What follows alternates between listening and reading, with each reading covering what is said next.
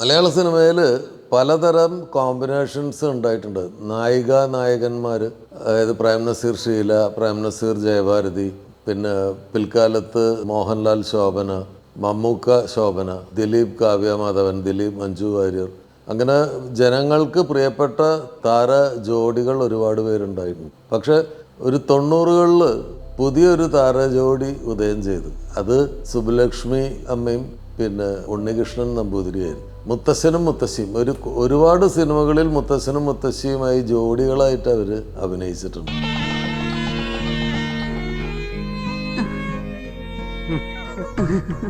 ഇപ്പോ നമ്മള് ബന്ധുക്കളായിട്ടോ കത്തരുന്നേ. ദേശാടനം എന്ന് പറഞ്ഞ സിനിമ മലയാള സിനിമയിൽ വലിയ ചലനം സൃഷ്ടിച്ച ഒരു സിനിമയാണ്. ഒരു ആർട്ട് ഹൗസ് മൂവി എന്ന് പറയാവുന്ന ഒരു സിനിമ.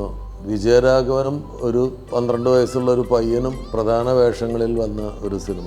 നാഷണൽ അവാർഡ്, വെസ്റ്റ് റീജിയണൽ ഫിലിമിനുള്ള നാഷണൽ അവാർഡ് കിട്ടിയ സിനിമ. ജയരാജ് സാറ് ഡയറക്റ്റ് ചെയ്ത സിനിമയായിരുന്നു ദേശാടനം. ദേശാടനത്തിൻ്റെ പരസ്യങ്ങൾ തന്നെ ഭയങ്കര രസകരമായിരുന്നു. സിദ്ദിഖ് ലാലാണ് ആ ചിത്രത്തിന് അന്ന് ഒരു താരപ്രഭയും ഇല്ലാത്ത ആ സിനിമയ്ക്ക് വേണ്ട പരസ്യവാചകം പറഞ്ഞു കൊടുത്തത്. അതായത് ഇങ്ങനൊരു സിനിമ റിലീസ് ചെയ്യാണ്, അതിലൊരു താരങ്ങളില്ല, അപ്പോൾ ആളുകൾ എന്തിനു തിയേറ്ററിൽ വരണം. അപ്പോൾ ഒരു ഐഡിയ പറഞ്ഞു കൊടുത്താൽ മമ്മൂക്ക, ലാലേട്ടൻ, ജയറാമേട്ടൻ, സുരേഷ് ഗോപി ഇവരൊക്കെ പെർമിഷൻ എടുത്തിട്ട് പോസ്റ്ററുകൾ അവരുടെ വലിയ തല വെച്ചിട്ട് പോസ്റ്ററുകൾ അടിച്ചു. ഇപ്പോൾ മമ്മൂക്കയുടെ മുഖം വെച്ചിട്ടുള്ള ദേശാടനം എന്നുള്ള പോസ്റ്ററിൽ ഞാൻ ഈ സിനിമയിലില്ല, പക്ഷെ ഉണ്ടായിരുന്നെങ്കിലെന്ന് ആശിച്ചു പോയി.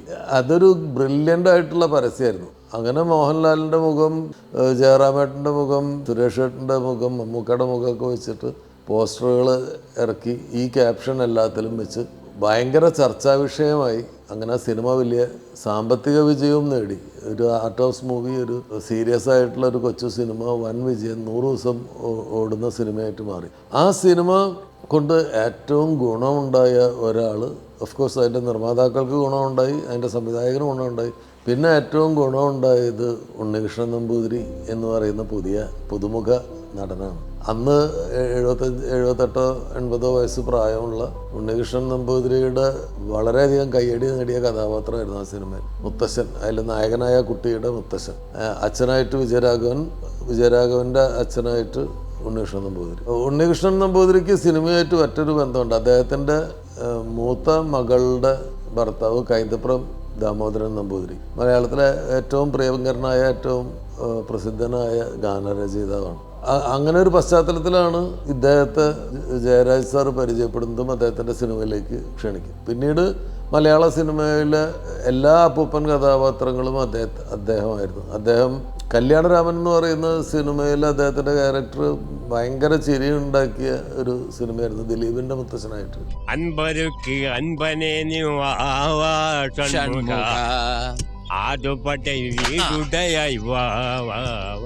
കമൽ സാറിൻ്റെ ഒരുപാട് സിനിമകളിൽ അദ്ദേഹം അഭിനയിച്ചിട്ടുണ്ട്.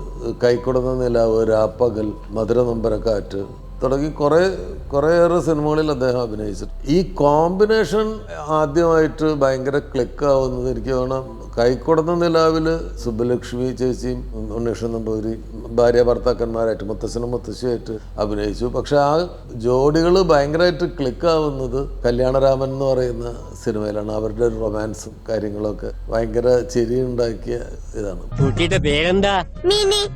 നിന്റെയല്ല, ഈ കുട്ടിയുടെ. ആരാ മനസ്സിലായില്ല. ഞാൻ തെക്കേടത്തിയ. പിന്നീട് ഒരുപാട് സിനിമകളിൽ രാപ്പകലിൽ അവർ ഒരുമിച്ച് അഭിനയിച്ചു. ഒരുപാട് സിനിമകളിൽ അവർ രണ്ടുപേരും ഒരുമിച്ചുണ്ടായിരുന്നു. സുബ്ബലക്ഷ്മി അമ്മയും ഉണ്ണികൃഷ്ണൻ നമ്പൂതിരിയും ഒരു പുതിയ താര ജോഡിയായി മാറി. ഉണ്ണികൃഷ്ണൻ നമ്പൂതിരി അദ്ദേഹത്തിൻ്റെ ലേറ്റ് 70s മറ്റാണ് സിനിമയിൽ അഭിനയിക്കാൻ തുടങ്ങി. പക്ഷെ ഒരുപാട് സിനിമകളിൽ അഭിനയിക്കാൻ പറ്റി. തമിഴ് സിനിമകളിൽ അഭിനയിച്ചു. കമലഹാസൻ്റെ കൂടെ പല സിനിമകളിലും അഭിനയിച്ചു.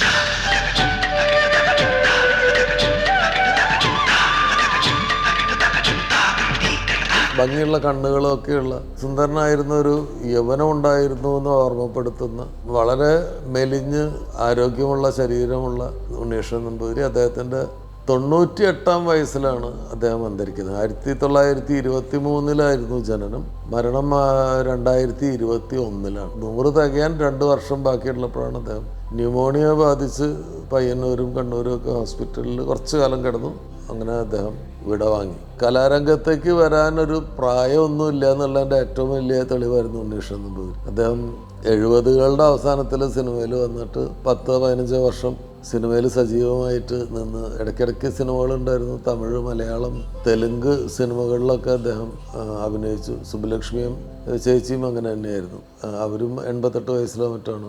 അവർ രണ്ടുപേരായിട്ടുള്ളൊരു കോമ്പിനേഷനും ഐശ്വര്യമുള്ള ഒരു മുത്തശ്ശനും മുത്തശ്ശിയുമായിട്ട് മലയാള സിനിമയുടെ എക്കാലത്തും അവർ ഓർമ്മിക്കപ്പെടും.